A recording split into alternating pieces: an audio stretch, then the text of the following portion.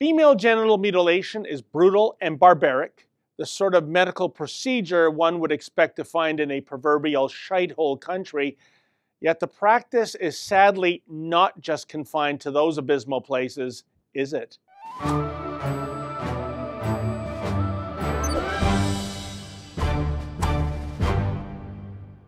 There's a landmark female genital mutilation trial taking place in Michigan.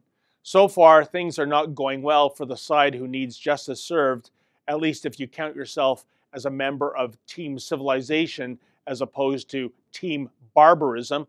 Disturbingly, a U.S. District Court judge has dismissed the one major charge out of several others against Drs. Jumana Nagarwala and Fakhruddin Atta. Sadly, the charge dropped is the one that could have landed these two wannabe Dr. Frankensteins in prison, reportedly for life.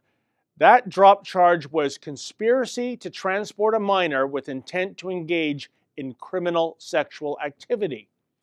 The couple was arrested last April after they were accused of genitally mutilating at least 6 girls at a clinic in Livonia, just west of Detroit. 2 of the girls hailed from Minnesota, and both were 7 at the time. Yes, 7 years old. They were brought to Michigan by their mothers, who are also charged in the case.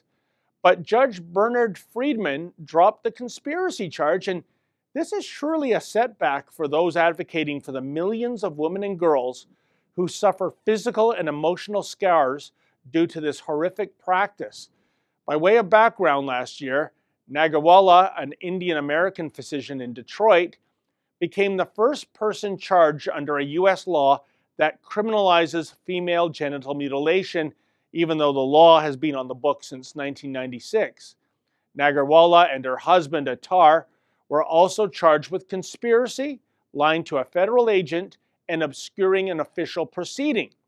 But in his decision to drop the conspiracy to transport a minor with intent to engage in criminal sexual activity, Judge Friedman argued that there were no convincing arguments indicating that sexual activity against minors had occurred, despite the fact that these girls had their vaginas mutilated.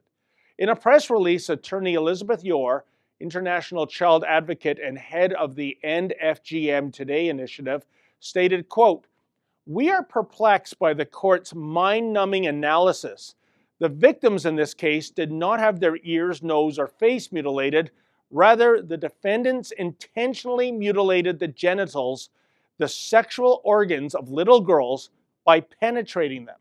The court found that although FGM was a criminal act, it was not criminal sexual activity.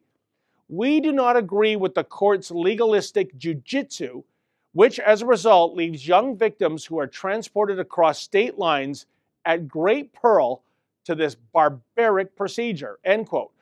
But a question arises in the aftermath of the not guilty verdict on this particular charge. What was the judge thinking? Was he beholden to some kind of a legal technicality, or was Judge Friedman buying into the whole cultural sensitivity nonsense? After all, Nagarwala denies any crime was even committed, but rather she merely performed a religious custom on girls from her Muslim sect, the India-based Dawoodi Bohra. The mutilation of a little girl's genitals is simply part of a time-honored tradition back home. Got a problem with that sort of diversity? What are you, an Islamophobe or something? This sort of thinking is not a one-off, as I pointed out last year in this space. In a paper published in the Journal of Medical Ethics, co-authored Dr. Alan Jacobs, director of the Gynecological Oncology Department at Coney Island Hospital, proposed a somewhat controversial solution to FGM, which is to say he believes this form of mutilation should be tolerated as long as the procedure can be made less invasive and performed in a sterile environment. Dr. Jacobs even suggested that banning FGM is a form of cultural prejudice. Wow. Even the United Nations has proclaimed this odious practice as a form of child abuse. But somehow a doctor practicing in a modern American hospital thinks child abuse is a cultural practice, something that shouldn't be banned but merely made more sterile. So much for the Hippocratic Oath.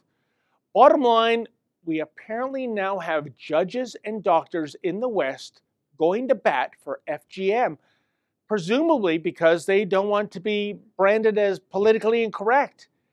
This is maddening. This is sickening. For if we do not take a stand on something so repulsive as FGM, either through a legal loophole or for fear that we might hurt the feelings of someone beholden to barbarism, then we are doing naught to prevent young girls and women from being victimized.